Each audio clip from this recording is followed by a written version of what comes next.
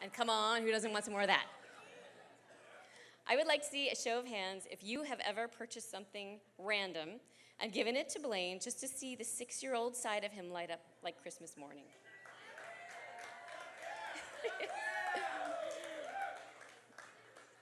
I would like to hear a few of them. Yes. Oh. A stuffed bat. I got that.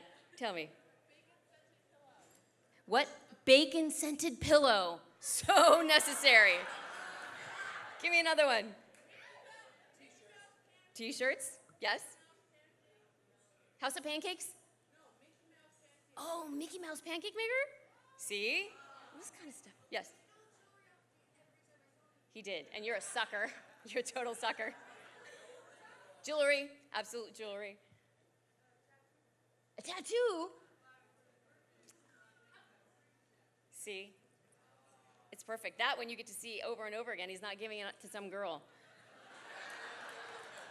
Batman Build-A-Bear? Batman Build-A-Bear? Damn, see? See? Yes. His hair was pinker than yours? Bigger! His hair was bigger than yours. That's right. All right. So, it's surely no talk to any of you that Blaine loves to play. It could be a real or a made-up game, or running around creating some sort of adventure. It's that in the moment that really propels his game to the next level. Existing in the moment does not consider consequences. Those would be in the future. So for now, let's play.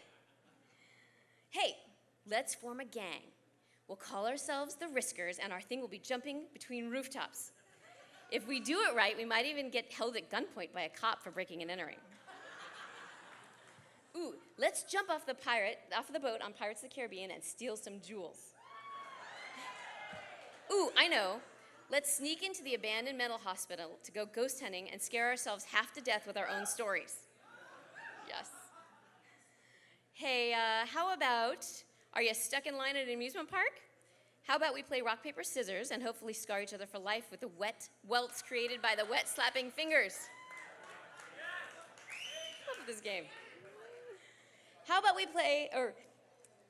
let's join a club where if you hold your drink the wrong way and a member catches you, you have to down the whole thing no matter what or where. Any members of the Buffalo Club want to tell me how long that game was ongoing? Always lost. No girls allowed, thank God. However, poor Britain did get caught once when he sat down at Pat O'Brien's, ordered a brand new Hurricane. First thing, to suck the whole thing down, set the tone for the trip. It's awesome. I mean, God, it's New Orleans. What the hell? Okay, I've got it. Let's play Mr. Smith. The most complicated drinking game I think I've ever heard of. Can I get a pay? Can I get a pay for not paying? Can I get a girl? That's it, we're all gonna lose. And I would like to take this opportunity, a little more than a halfway point, to cheers Blaine to a game well played.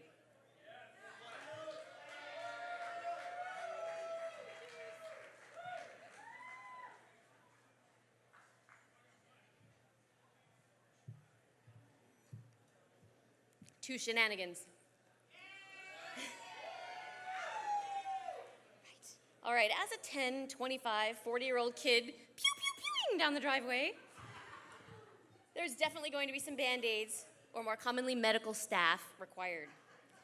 I know no one as accident-prone as Blaine, so much so that after one too many concussions, it became necessary that he bring a helmet for all future drinking excursions. The insane in the Blaine helmet is an icon of legendary status. I wish we'd have thought of that before the fateful night at Universal Horror Fest. While pulling a teen wolf down the escalator, he took a spill that later became part of their security training video for future employees. That's right. Our trip on the gurney was epic. I've got some good photos of that. Our trip in the Oh, said Susan always right, thanks. All right, it's not possible to speak of Blaine and bypass the topic of music. He had a gift for finding the awesome as long as I've known him. And I bet you have a band or 20 that have really touched you in some way, which Blaine turned you on to. Such a huge part of knowing Blaine was experiencing music with him, through him, and as is consistent with every other topic, his enthusiasm gives you a jump start into loving it, whether he wrote it, performed it, or just liked it. But there's so much about music that can be said, I think I just want to leave it to him to say it himself. His quote, "There's something so wonderful and magical that happens when live music brings you and a large group of your friends together in one place, something so seemingly spontaneous and inspired, shared as a bonus to the thing that you bought a ticket to. There really is nothing quite like it."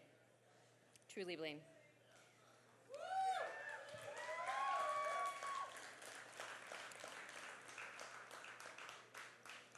Wouldn't you say that Blaine embodies the word enigmatic? It's almost as if he's a deliberate plan to craft the world around him into a fantasy turned reality and draw us into it as his followers. The enigma is that he's so vibrant, free, and spontaneous that the scheme would require way too much planning. It's only we who have to make sense of this world who assign any premeditated course to his frolicking. I don't think he would be the slightest bit offended to hear me say that he is the closest thing to a unicorn that I've ever uncovered. I mean, seriously, he runs, usually naked and famous, flinging Skittles and jewelry with villagers following, taunting him with Jaeger shots and Cadbury eggs and stuffed animals, hoping for a joyride. That's the stuff fairy tales are made of. I never really knew Blaine to have any grand aspirations of travel or riches. Okay, yes, he wouldn't have minded being rich, but it wasn't part of a plan.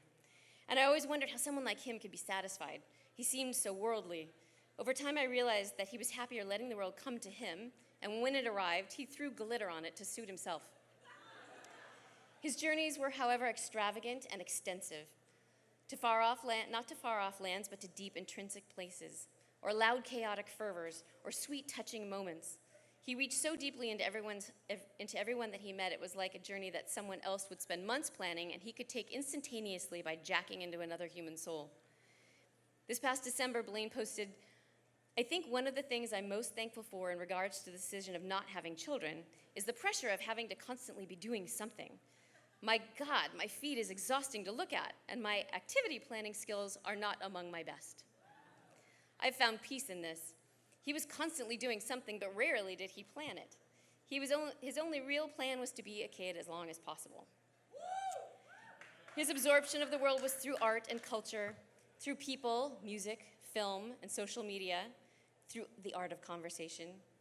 His ability to tap into another human psyche took him to dark caverns and distant planets, black holes and exquisite universes. He lived in the world of every artist and every character. He always said he didn't want to get old. Everything I have said here today has been a factor of present tense. This is because all of who Blaine is remains true. I see clearly that he is as active and present in each of you as that parallel existence I mentioned that he holds in me, the one that grants you access to other versions of yourself than the one you knew without him. That Blaine will be with us eternally. It's in this presence that he is the stuff legends are made of, the one who serves as pinnacles of humanity to generate the stories that are passed down through generations. We are now tasked as the cave writings, the hieroglyphics, the scrolls, and the fireside tale generators.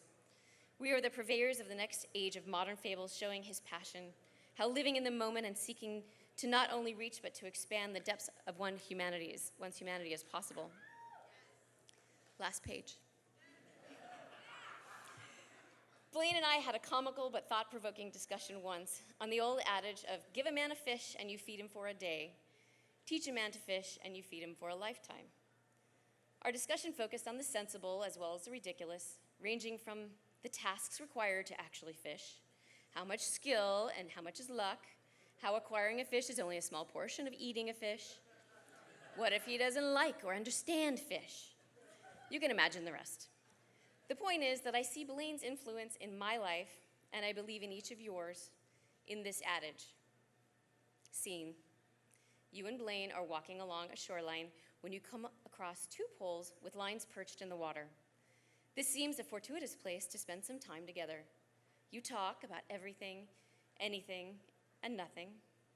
What seems like hours pass. You're so engaged in delicious conversation that you do not notice the tide coming in around you. Suddenly, the line in front of him tugs and zooms off. He takes off running, splashing, chasing the pole down the beach like a shrew chasing a stick. He steps on the end of the pole, which snaps up and smacks him in the head. Luckily, he's wearing a stormtrooper helmet. The fish attached to the other end flings back and lands in your arms. It's slippery little sucker, beautiful. In fact, you are struck by how it might be more beautiful than any fish you have ever seen. You hear Blaine's uproarious laughter, and more and more fish are throwing themselves at you. Your arms are overflowing with glistening nourishment, and your heart is full of laughter. You can already hear him telling this story. You smile down at these little fishy epiphanies and then look down the beach to share another glance of joyful awe with Blaine. But he is no longer standing there. He's being sucked into a spaceship by a spectrum of colors you have no words for. He's wearing a Batman cape. Perched in a victorious stance, he holds in his hand a lightsaber. And with no fear, he turns to wave at you with his bracelet, jangling, giant Mickey Mouse hand. Your bounty of colorful fish leaves your arms to swirl around you. As you lift your hand to reach after him, you wake from this dream and find your hand in the air. Reluctantly, you wave a sorrowful wave, and you call out to your friend, "So long, and thanks for all the fish."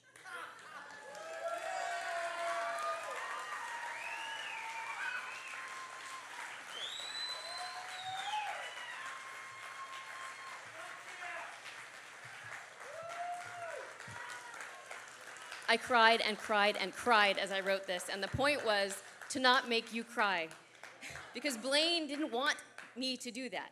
When he asked me to do this, what? I made you cruel. I'm sorry. I thought, what did he want me to do? Why did he want me to do this? And I thought the history and the fun is what he asked me to do. I hope I did him right.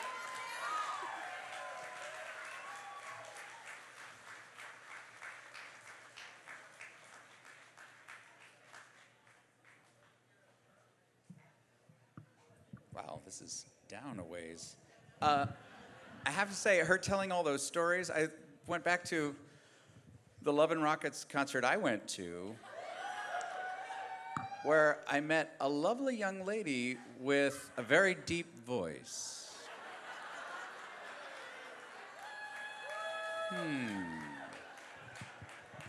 I don't know. That was beautiful, Susan. Thank you. Well, yes, it was you, Monkey.